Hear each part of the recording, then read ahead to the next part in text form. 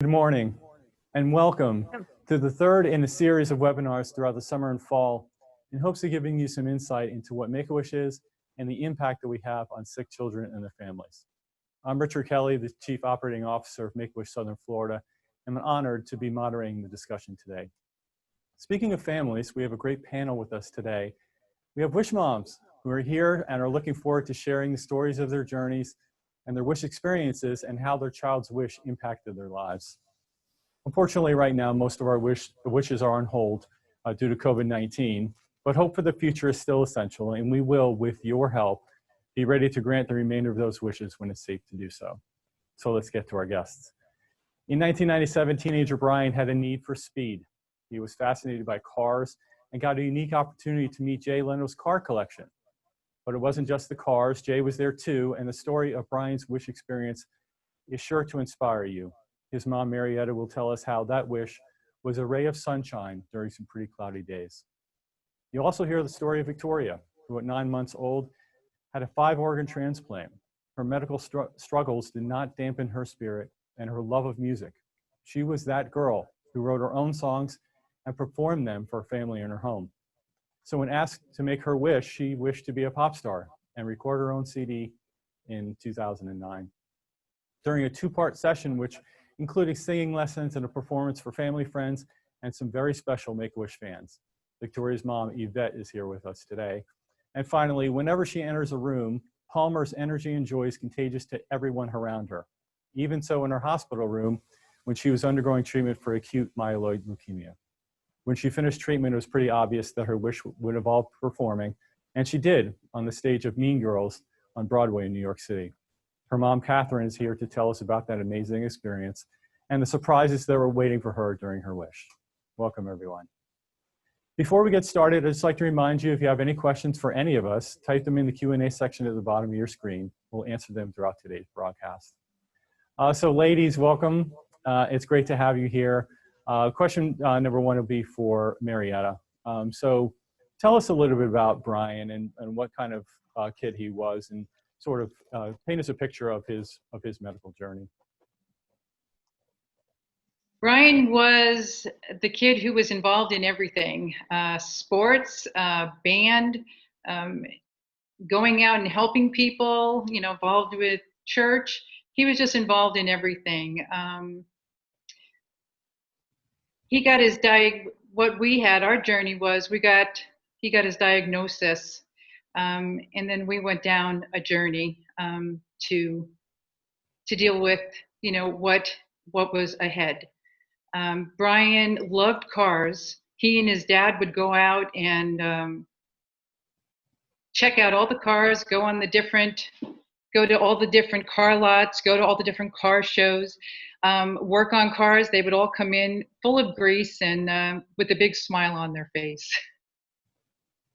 And then when he was referred to Make-A-Wish and you knew he was getting a wish, what was it about Jay Leno? What was it about that car collection? Had he done the research? This was 1997, so there wasn't the internet to do the research. So how did he know?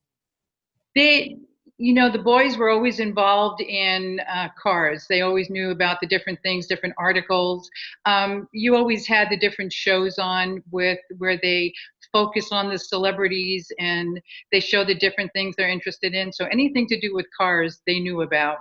And they were quite interested in Jay Leno's car collection because he had walked through and showed them on TV. And Brian, we sat as a family and said, when they came to us and they said, we put Brian up for a wish and their Make-A-Wish is going to be granting him a wish. We just like, wow, we had no idea. And we started to think of the different wishes and the family was included and everybody was talking about different things.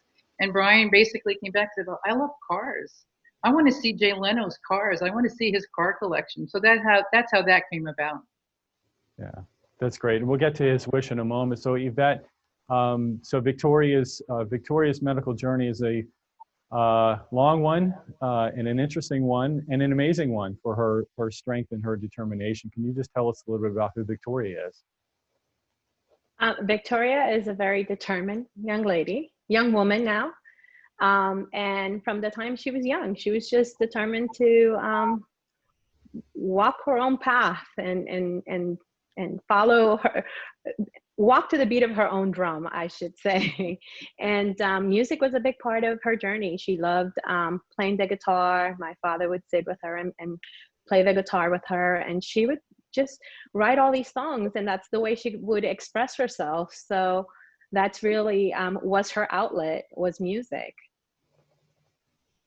And then, but you waited a little period of time before her wish, before deciding on what her wish was. And can you just tell us why you did that? I did. So I was approached at a very young age that Victoria could be granted this wish. I wanted it to be something that was from her heart, something that she would remember. We all know kids, and today they want something, tomorrow they change their minds completely. And I had no idea as to the magnitude that Make-A-Wish would go. But I truly wanted it to be something that would be true to her, and definitely something she would remember, and it would become our memory capsule. That's great. And then Kathryn, tell us a little bit about Palmer. I mentioned in the open that she's a bundle of energy and a bundle of joy, and but it wasn't so much when she was entering kindergarten and she got her diagnosis. Can you just tell us a little bit about that and sort of what that led up to her wish? Sure. So from a very young age, we knew that Palmer would be a performer. I mean, from the time she could stand or walk, she was just in the center of the room. There was never any nervousness or shyness with Palmer. And from the day that she entered the hospital and got her diagnosis, which was extremely unexpected, she was never sick. She went from trick-or-treating one day at kindergarten, and then a few days later we were getting this phone call that said, you know, pack your bags and you don't know when you're coming home. So when we got to the hospital, Palmer just lit up the entire place. I mean, everyone from the cafeteria to the medical workers, they all knew her. And so being in the hospital with her, she was always a joy. And so we knew that when Make-A-Wish approached us, that in some capacity she would want to be on stage. And so we took a little time, just the way Ivette did, and talking over that choice and what would it be. And we didn't know exactly how far we could go with this wish. And so she ultimately said, I want to be on Broadway. I want to be on the stage and see the lights and the audience, and in any capacity that could happen. That was just what was in her heart. And so so we made her wish, and about 5 or 6 months later, we got that phone call that her wish was going to be granted. So tell me about that phone call. I know there were some happy tears. There was a lot of excitement. I mean, she knew she wanted to perform on Broadway, but when you got that call about Mean Girls, what was that like? And, you know, what were the emotions that were running through you and your family? Right. We had left that door very wide open of not giving her, you know, too much. We didn't want her to be disappointed. We had no idea what was going to happen. And so when we got the phone call saying that Mean Girls had invited us to New York City, and that Palmer was going to be on stage with the cast in the show, be invited backstage to meet all of the actors, and that they were taking us through every step of the process, from her getting to shop in Florida for her costume approved outfit for the show, up into tickets, you know, for the whole family. So when we finally got to tell her that she was really going to be on stage in a Broadway show, she was so overwhelmed, and just the tears were flowing, and because just her heart, she's so grateful. And it's just kind of the way she is, and also her experiences that she's had in the hospital, for her to feel that this was going to happen to her, there's just so much joy. It was so overwhelming. Marietta, can you walk us through Brian's experience in California and meeting Jay, and sort of what that was like, and sort of some of the special things that he got to do, and and how that affected him during the Wish experience and then shortly after. Sure.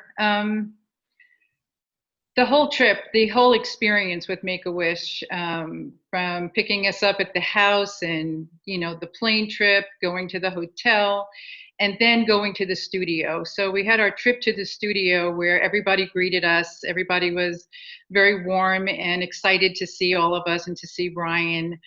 We got to watch the show. They explained to us, we'll start with watching the show, and then you'll get a chance to meet Jay and talk to him. They didn't know at the time. They told us, we're not sure if he's going to be able to go back to the garages with you in Burbank, but you're going to get to meet him and talk to him. So it was very exciting. Brian was thrilled. Anything was great. It didn't matter. So he got to see Jay, got to see the cars. That's all he was looking forward to. So at that time,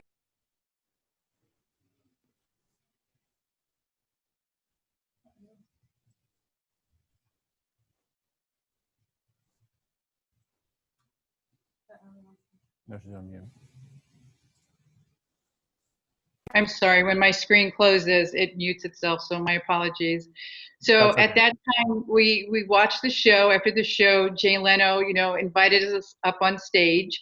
And then he said, we talked and Jay joked with us. He's a very warm, very kind person, made us really feel at ease. And what happened is, Jay Leno, the comedian that he is, he starts joking and kidding around. Well, of course, Brian, the comedian that he is, he decided, they go back and forth with his banter. It was quite hysterical. Everybody was in laughter all around us. So it was quite cute. So then Jay looked at us and he said, give me just a moment. He says, I have to step away, but I'll be right back. And he says, you guys can go up on the stage. So my daughter and Brian, they were just like so excited. They got to go and sit where the celebrities sat. They took pictures, it was quite fun. Then Jay came back and he said, listen, I was able to change things and I'm going to go over to the garage with you. Well, we were so surprised. We didn't expect that. And like I said, extremely gracious. So then we get to the garage and it's huge and it's filled with all classic cars, from the old to the new. It was beautiful. We walked around and met all the mechanics, we're more like family to him, that they were always there working on the cars. And, so he really got involved with Brian, showing him the different, the different engines, and they were talking about that. We're walking through everything, and we passed these motorcycles. Must have been 30 motorcycles that he had, because he also collected those. And he puts his arms up and he goes, okay, Mom, we already know all moms hate motorcycles. He says, so no comments, so we all started to chuckle at that. True comment, but but so we all got a kick out of that. Then he continued to take us around the garage, and there was a car there. It was a small miniature Mercedes. It's like the toy cars you see today, but it was a real car. And he said, now he bought this from, I guess, Debbie Reynolds. He said, this was Debbie Reynolds' daughter's car. And so he told my daughter, Natalie, he says, go ahead, go sit in it. She thought that was quite cool. She's sitting in a real car that was totally, able to fit her. So as we're going around and talking, one of the guys come over to Jay and he says, the car is here. And so he says, come on, guys, follow me. And we went outside, and that sports car there that you see was pulled up. There was only a few at that time that were made, and he was thinking about buying this car. And he said, Brian, you want to go for a ride? That's all you had to ask Brian. He says, yes, let's go, And so they went out on the streets of Burbank, and, Jay Leno was driving. Now they come back, we hear a horn, and, they say, come on, let's walk outside. And there they come back. And who's driving the car? It wasn't Jay Leno, it was Brian. Mm-hmm. And the story that they tell us is that as they're driving, Jay Leno goes to Brian, Brian, you know how to drive a stick? Brian said, I sure do. Want to drive? Well, of course, the answer was yes. So they got behind, they let Brian drive. He let Brian drive. And as he's driving, Brian was being very conservative driving very nicely the speed limit, which was very unlike Brian. And he says, "Is that all you got?" He says, "No, you want to hit it?" He says, "Hit it," you know. And the story goes, you know, they hit 100 miles an hour on the streets of Burbank. The night was just amazing. They, you know, we just got to share so much. Jay had shared a room with us that that the gifts that he had gotten over the years from people, he saves everything. And so Brian, not to be shown up, he said, "You know, I brought a gift for you." And my son was very modest. You know? He said, "You did? What'd you bring?" He brought a picture of himself on a car that he had restored. He says, "I'm going to hang it right up here." And Brian told him, "I'm going to come back in a year and I want to see it hanging up there." He says, "Not a problem." So at the end of that, you know, we spent at least 3.5 hours, you know, with him. We were just amazed at how generous his time and everything. And we went back to the hotel. Everybody was totally exhausted. The kids, you know, plopped on the bed in their clothes and just laid down. And my husband and I were on the other bed, just sort of sitting and talking. And all of a sudden, my husband says to me, "Look at him. There he was, fully clothed, laying on the bed, fast asleep, but with a smile from ear to ear." That's what that wish did. He hadn't smiled in a really long time. And that smile from ear to ear was just something that lasted forever. So thank you. Thank you for that. It was a tremendous trip. It gives me goosebumps, and you know, we're thankful to all the celebrity partners that grant to meet wishes. In this case, it was to meet cars, and Yeah. a celebrity came along with it. But thank you for sharing that experience. So Ivette, so we know Victoria is loves to sing around the house, and she's, you know, she was, I guess, 8 or 9 years old. You decided on this wish, and it was a two-parter that we had the voice recording and then the performance that she had. So can you tell us just a little bit from your perspective on what you saw in those 2 days? So the first part of her wish was the recording of her CD. And like you said, she loves to sing. So she had written some songs that she's like, "Do you think I'll be able to record these?" And I'm like, "I don't know what's in store for you, but let's see what happens." And it was really exciting when she got there. She was met with a red carpet, and she had a voice coach who was very gracious. Her name is Anna Christina Cash, who's an amazing singer. So patient, and really she took Victoria and told Victoria, "Take your time, you know, really just sing your heart out." And pretty much that's what Victoria did. She was so excited, she wouldn't stop. I mean, I'm sure she would have recorded, you know, volume 24 all the way up to that day. You know, she would have went through 1 through 24. That's how excited she was that day. And it was just such high energy, such a positive environment for her. And at first, obviously, she's been in situations where it's just dad, her, and myself, where they're not positive experiences. So for her to step out and to be like, "Wow, this is a positive experience," that was very eye-opening to her, to know that there were these times that could be towards something so positive. So that was the first part of the wish. And the second part of the wish was when she got to sing and perform in front of all her family, volunteers, and she was so excited. And what I really love, and I really remember, is how inclusive it was. It wasn't just Victoria. We all went. So it was her brother, who's most of the time left behind, because obviously in hospital settings and with treatments, that, you know, he can't partake in that. So I really was so excited that as a family we got to enjoy something so great. And I remember being in the limo, because again, she had red carpet treatment, picked up on a limousine, and my husband was in a tuxedo, and my son was in a tuxedo, and we were in dresses, and we had hair and makeup done. And she had a police escort all the way up to the improv. And when she got out, she had a number of volunteers that had made up cardboards saying, "Oh, Victoria," and her family and friends screaming out her name. And she had volunteer firefighters from the Palm Beach department act as their bodyguards. All that was just so great, because really that was so much more than she could have ever dreamt of. So to see her wish and to see her amplified and the magnitude of it was truly transformational, not only to her but to us as a family. I mean, that was the first time, really. She was 8, but that was really the first time we had been as a family just sharing such a positive experience. So that really just was amazing. I mean, all of us were just beyond ourselves.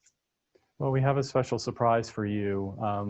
We have in this webinar today, we're going to bring her up in a second, is Anna Christina Cash, who was Victoria's voice coach both days, actually. Yes. The recording session and on her performance. Now, you told me that, you know, when Victoria was leaving, is she there? She's coming. Hi. She's coming. Hi. Hi, Anna. Hi. How are you guys doing? Hi, Ivette. Hi, Anna. So nice to see you. So nice to see you too. I'm so glad I could be a part of this. Richard got me involved, and you know, this was such an important experience for me too. I was, you know, we were all 10 years younger, I think, all of us, and you know, and just meeting Victoria, getting to work with her, meeting your sweet family. I remember how sweet everyone was, and you, what a great mother you are. And really, it was just an honor to partake in that and that experience. And I'm so thankful for Make-A-Wish too, for involving me. So Anna, can you tell us what kind of singer Victoria is? She's wonderful, and she's very charismatic. She has a little bit of alto and soprano from what I can remember, and I haven't heard her singing voice as of late, and I hope she's still flourishing with her singing. Yeah, she's not doing as much singing these days, but she still remembers that day, and she remembers how great you were. And sometimes she would tell me, she's like, "Well, Anna told me I could do it this way," and she really was.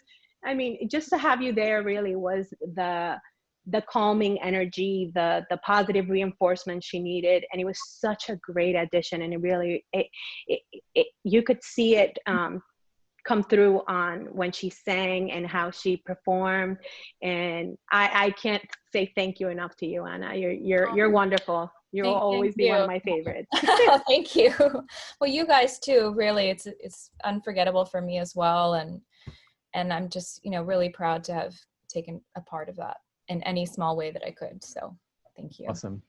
Well, thank you for being here, and thank you for surprising us, and thank you for your role that you played in the granting of Victoria's wish. You know, obviously that wish has a tremendous lifelong impact on not just Victoria, but her entire family. And for the people that were there on either one of those days, we'll remember it forever. So thank you for that. Thank you. Thank you, Anna. Thank you, Richard and Ivette, and hi to the other moms. How are you doing? Marietta and Kathryn. Hi. Thank you all so much. Thanks very much, and have a great day. So Kathryn, let's talk about Mean Girls. You know, you get to New York, and you know, Palmer is ready to roll, and they're ready to have her. So can you just tell us about the Mean Girls experience and the New York experience? Sure. Like Ivette said, we had a stellar experience from day one, from the time that she picked out her costumes at Macy's, and then from the time all 5 of us, because at the time Palmer has an older brother, 2 years older, and his sister who's 2 years younger. So all 5 of us got on the plane with the limo, and the flight attendants announced Palmer on the plane that she was going to be on Mean Girls. So the whole plane erupts in cheer, and so she's just beaming all the way from the airport to the hotel with all of that.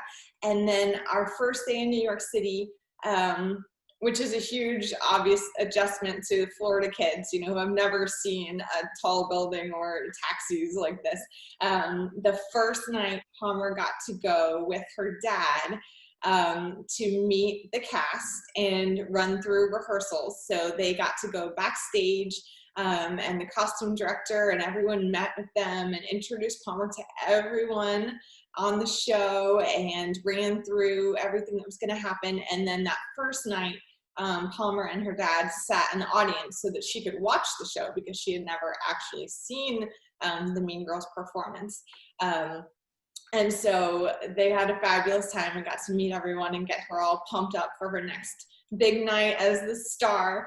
And what was so funny is the next day, as we're getting prepared and walking through New York City as tourists, we stop at FAO Schwartz, and Palmer says to the toy soldier at the door, "I'm going to be on Broadway tonight." And he says, "Well, you need to have a tour." So he takes her to the concierge, and the girl working at the desk says, "I was the usher last night at the show. I saw you there." And she said, "I'm going to be there tonight. I can't wait to see you." So she gives us a tour of FAO Schwartz and lets the kids dance on the piano and everything.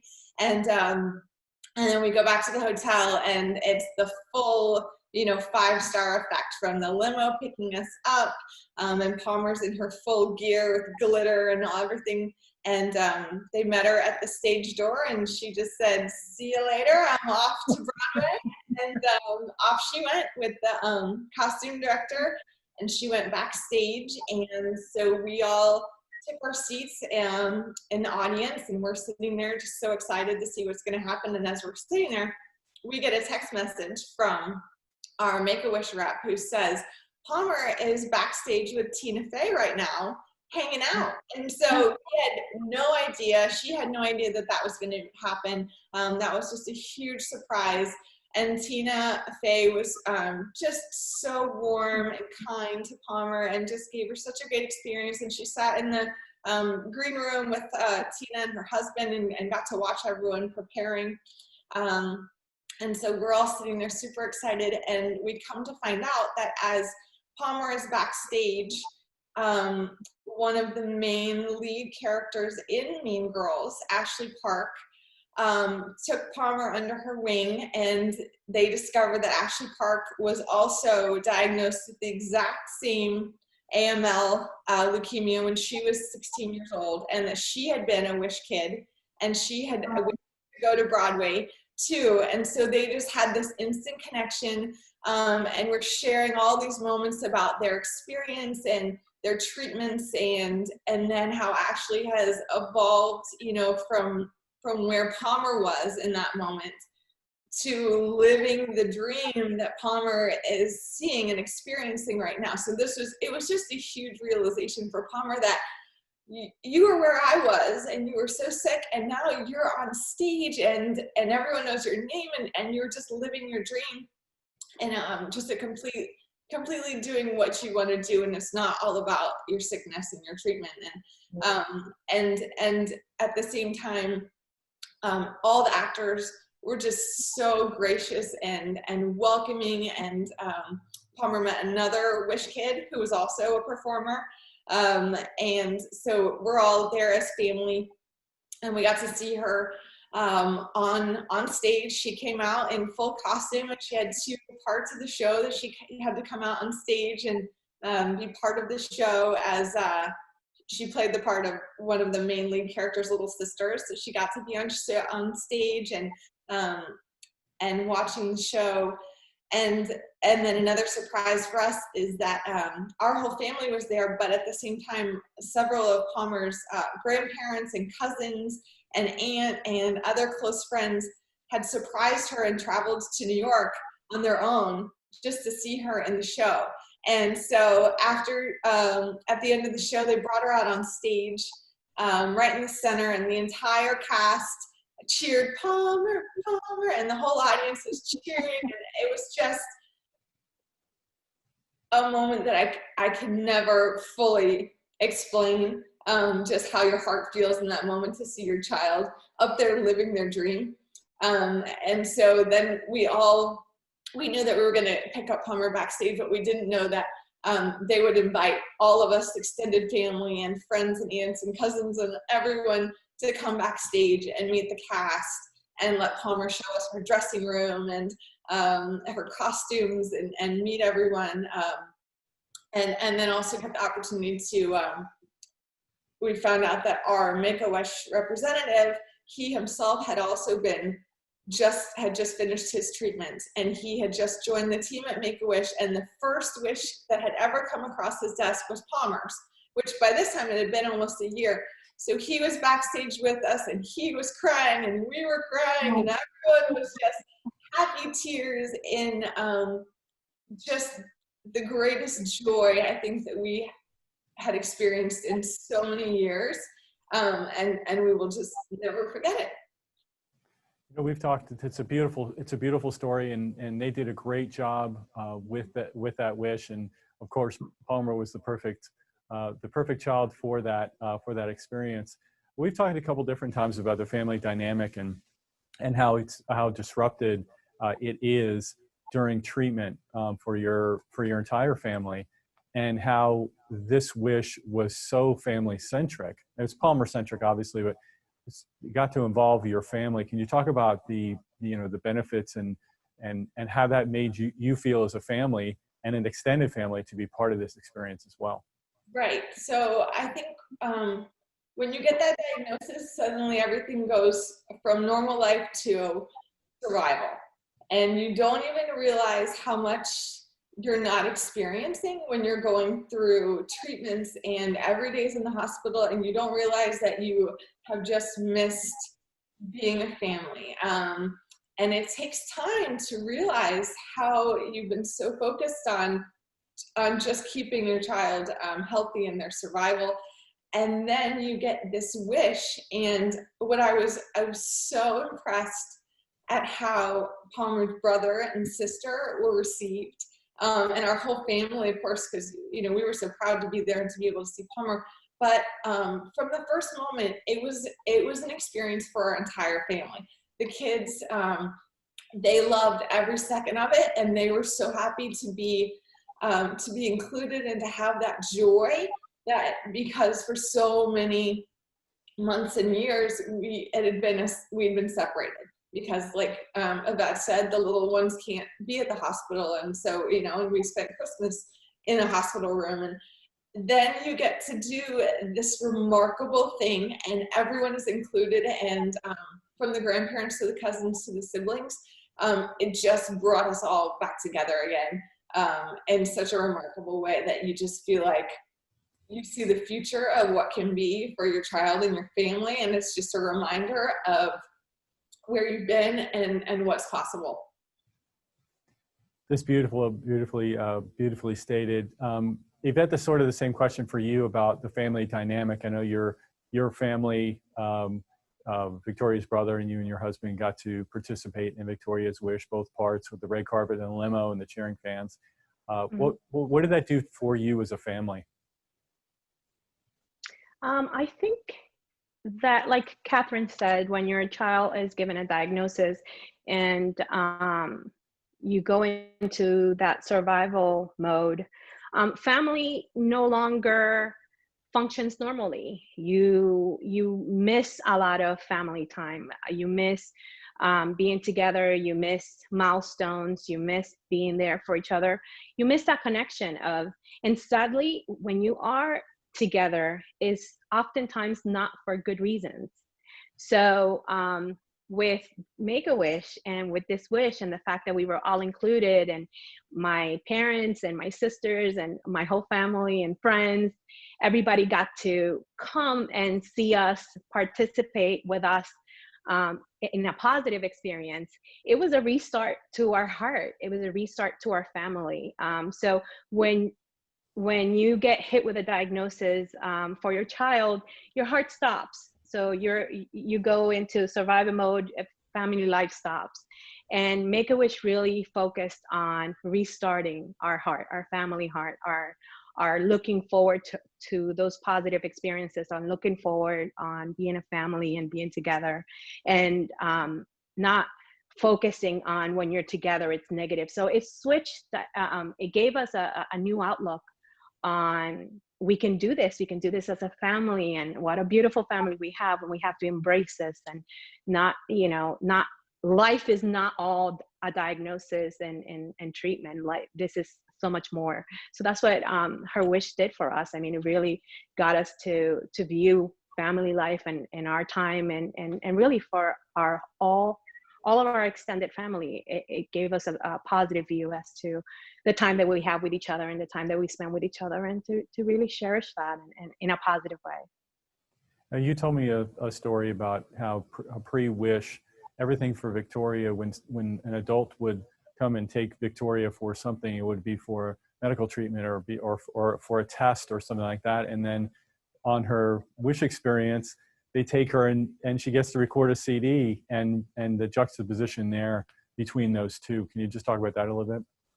Yeah, so up to her wish, her experiences when she was separated from us was a negative, obviously in her eyes, because it would either be obviously for surgery, treatment, or some sort of hurtful, physically hurtful treatment for her getting better. So when she approached this very cautiously, she was cautious at the beginning, although very excited. But the fact that when the Make-A-Wish volunteer came and met with her, Debbie, who was wonderful, and then she started being around other adults in a positive environment, she started to be trusting of, okay, it's not always a scary place. So it really gave her confidence that when I'm not around or when she's by herself necessarily, it's a negative thing. So it's definitely life and everything we experience. Not all of it is negative. It's, you know, she just has to push through. And so it did that for her. It gave her the opportunity to not just be told, but to see and experience that there is a positive, and how great it was, and to what magnitude it was. I mean, it was so amplified. I told you, you ruined it forever for us. Make-A-Wish has, but I mean, in a positive way.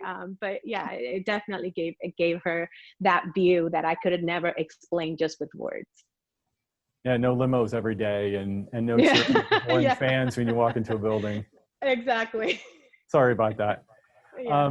Do we still have Marietta with us? I'm here. Can you hear me? We Yes. can hear you, not see you, but I do want to ask about sort of, you know, when you came back from Brian's wish, you know, what you remember about that experience, and the family aspect of it too. You know, you told us about your daughter also, and your husband also went on that trip. So talk about the family aspect and getting to be together when you traveled to California. Yeah, as you all have just heard, two wonderful moms describe how daunting it can be, and how things can get separated because you have to focus on taking care of the issues and making things better. With this, it just changed everything. It changed the dynamic. It did include the family, and as described, it was something that just it just changed the whole scope of things. It just changed how everybody was feeling, and from having that heavy heart to seeing everybody smile and being excited and then experiencing it. And when we came home, that didn't stop, you know, from coming back and, like you say, the hospital visits and the doctor's visits and seeing the nurses. Everybody wanted to know, you know, how was the trip? What did you guys like? You know, what happened? Brian, of course, had his book of pictures and stories to share with everybody. With the family, it was something that just brought us.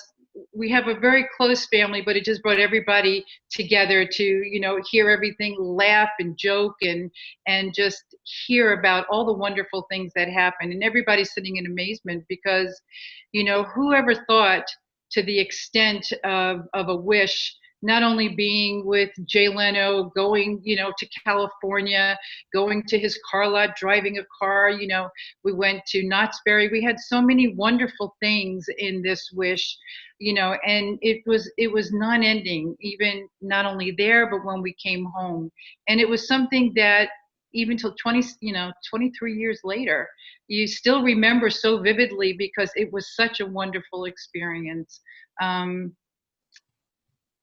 that was the impact on the family. It made my daughter smile. We were all excited.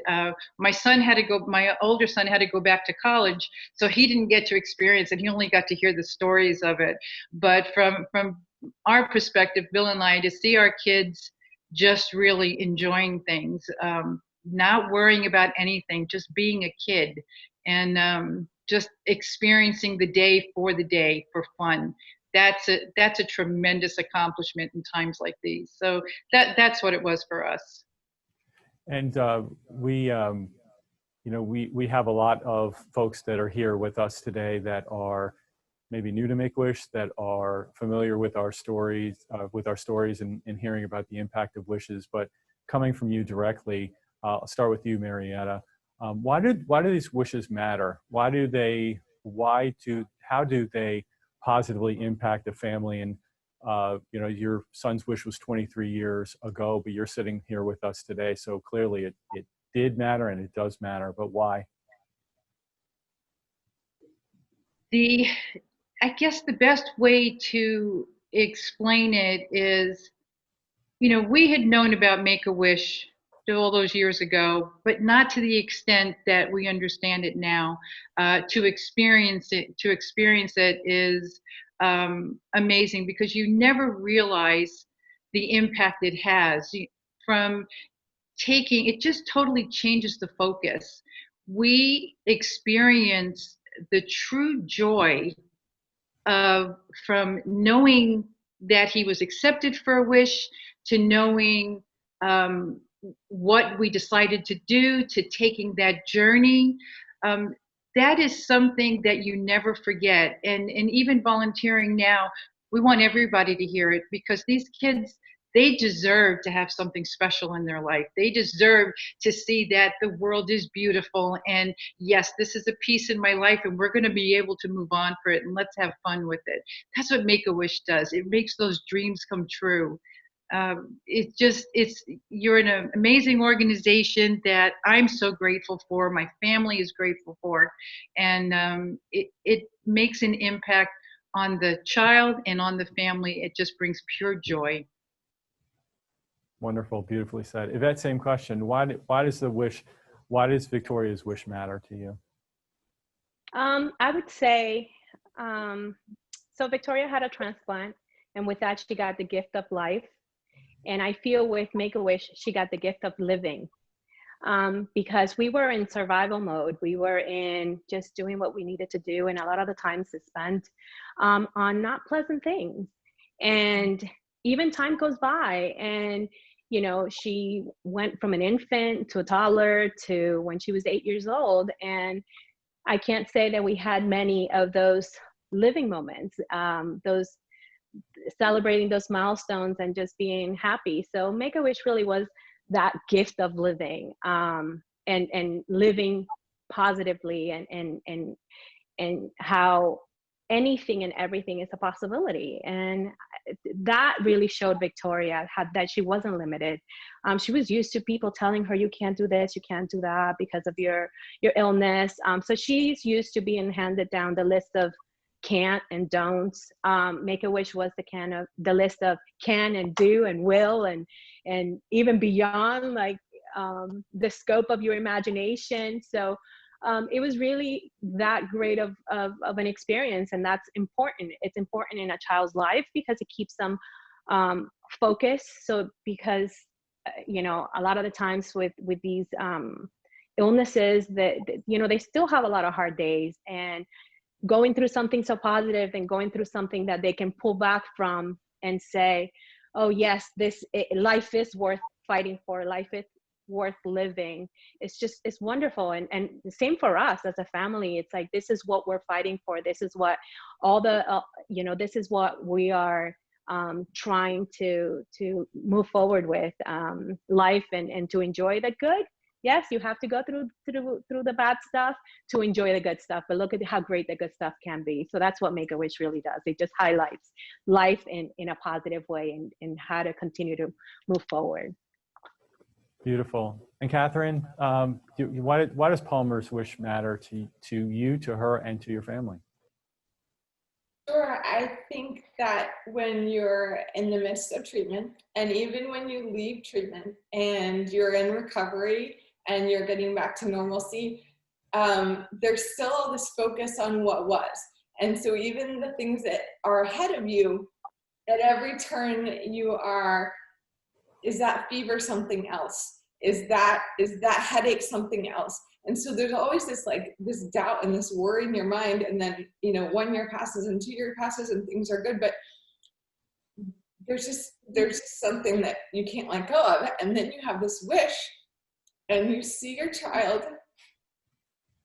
living and happy, and you see the possibility of what their life can be. I think what it does is it lets you see their future. Sorry. I think you see that there's a future for them beyond what you've been worrying about for the last so many years, and you see that they realize that these things happen to you, and these bad things happen to you, and then these amazing things happen to you. And look at all of these people that you've met and the opportunities that you've had. Even though these terrible things happen, none of these other things could have happened without that. And so you have given this gift from Make-A-Wish to have these experiences that would never have been possible before. And what Palmer, I think, believes now is that she is now a role model for change, and that she can make a difference in other people's lives. And she has seen that there have been people that have been through what she has been through, and that they're now adults and they're thriving and they're successful. And that was just a part of their life. That she's not defined by her illness and by her treatment, and that is just a part of her experience. And it has molded her into something strong and brave and courageous and amazing. And thanks to Make-A-Wish, she got to see all that is possible for her, and so did her brother and sister, that all of this that has happened is just a blip on the screen, and there's so much possibility out there thanks to all of the people that do what you do, and thanks to those volunteers and those people that say, yes, we would love to grant a wish. We would love to help this child's dream come true, to put a smile on their face, and to bring this family back together in a way that they have just sort of forgotten about. So sorry about the tears, but it was so impactful for us, and it will continue to be so, I think, for her entire life. No need to apologize for the tears. They're tears of joy and happiness and passion, and that's why we do what we do. That's why we work so hard to grant these wishes. We're up against time here. We had a few comments in our comment box thanking you all for sharing your experiences with them. A few said that it warmed their hearts, and we have one of our great fundraisers say that this is why we keep fundraising for your children and the wishes that have not yet been granted. So thank you all for sharing your story. Thanks to our panelists. Thanks for everybody that commented, attended, that was here with us today. If you know someone who was unable to attend today's session, you can shortly find out on our YouTube channel. You search Make-A-Wish SFLA. Also be on the lookout for our invitation to our next webinar. It's a dad's webinar, and it'll be on September 23rd via Zoom at 11:30 a.m. We thank you all for your continued support and hope to count on you in the future. When this world comes back to some sense of normalcy, we can grant wishes at the pace that we're used to, and we can use your help more than ever. Thank you for being here, and have a great day.